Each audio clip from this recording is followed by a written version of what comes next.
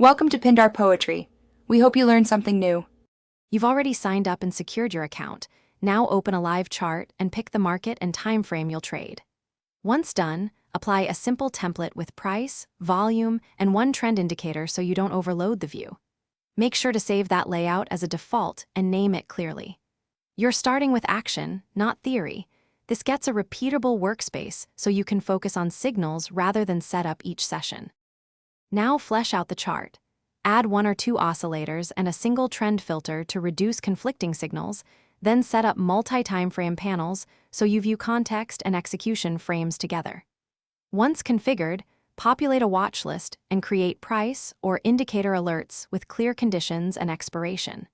Make sure to save templates and hotkeys so you can replicate setups instantly. This reduces cognitive load and ensures consistent entries and exits when market conditions change.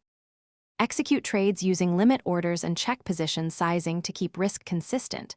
Once filled, log the rationale immediately so review is objective. Then use the chart replay and session review to analyze outcome and tweak indicator parameters or timeframes.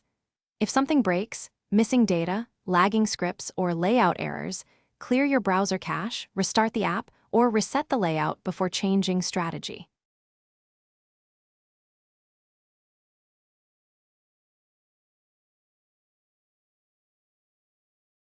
Thanks for watching.